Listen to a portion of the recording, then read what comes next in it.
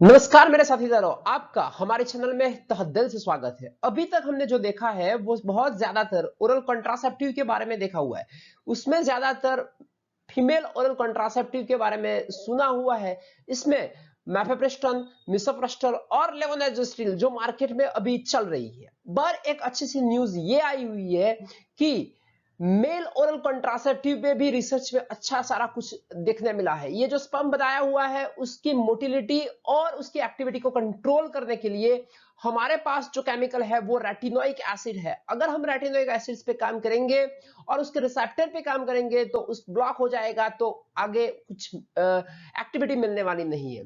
तो यहाँ पर हम देखिए आमतौर पे तो ज्यादातर when it becomes the birth control the market is long been skewed, वो ज्यादातर skewed हो गया था कि फीमेल ओरल कॉन्ट्रासेप्टिव में। और फीमेल ओरल कॉन्ट्रासेप्टिव पे हमारे पास जो अल्टरनेटिव्स थे उसमें से एक पिल्स थी, इम्प्लांट्स थे, जो हार्मोनल्स आते हैं, इंजेक्शंस थे और कई सारे डिवाइस भी उसमें आते हुए हैं और वो सब यूएस रेगुलेटरी से अप्रूव्ड है। और अब अभी देखिए तो मेल कॉन्ट्रासेप्टिव में हमारे पास एक कंडम हो सकता है, वेजेक्टोमी हो सकती है और हार्मोनल इनहिबिटर्स हो सकते हैं। मेल कंडम में ज्यादातर फेलियर होने के चांसेस हो सकते हैं। वेजेक्टोमी वो इन्वेसिव है, ऑपरेशंस के बाद हुई होती है। हार्मोनल इनहिबिटर में देखें तो हार्मोनल इनहिबिटर में हार्मोनल हम ब्लॉक करते हैं तो उसकी बहुत सारी साइड इफेक्ट हो सकती है। तो आज हम जो देखने वाले हैं वो है name of the tablet which is used as oral contraceptive. तो उसमें जो नाम है वो YCT129। ये जो मार्केट में अभी आई नहीं है, पर उसके बर्थ कंट्रोल के लिए जो रिजल्ट पाए गए हैं वो एनिमल्स में और ह्यूमन में कि सेफ्टी ट्रायल में वो अच्छे से रिजल्ट हमें मिल गए। वो फर्स्ट ह्यूमन सेफ्टी ट्रायल हुआ था। अभी वो सपोर्टेड बाय कौन सी यूनिवर्सिटीज ने उसको सपोर्ट किया है?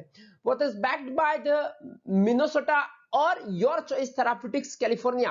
ये दोनों के कंबाइन हो गए, उसमें से हमें कुछ आउटपुट मिला है। उसके आगे देखें तो फंड कितना था? 83 crore. This is the symbols of university of Minnesota. अब क्या है बात उसमें, तो ये मेल कॉन्ट्रासेप्टिव कैसे काम करेंगे? तो मेल कॉन्ट्रासेप्टिव जो आने वाला है वो नॉन हार्मोनल है।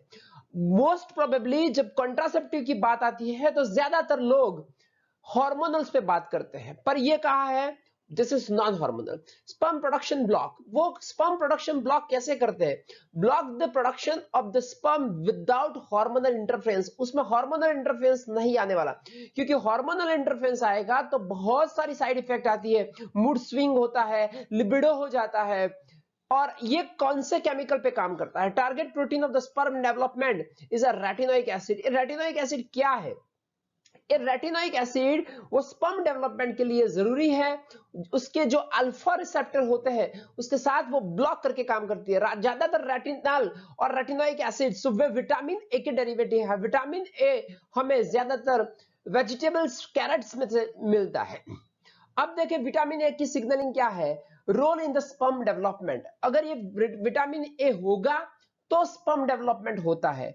अब जो हमारे ड्रग में सेफ्टी ट्रायल मिले हुए हैं वो रेटिनोइक एसिड्स को ही ब्लॉक करेंगे।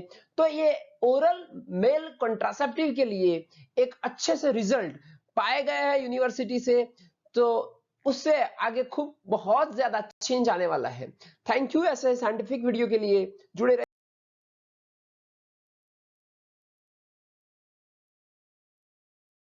हमारे साथ।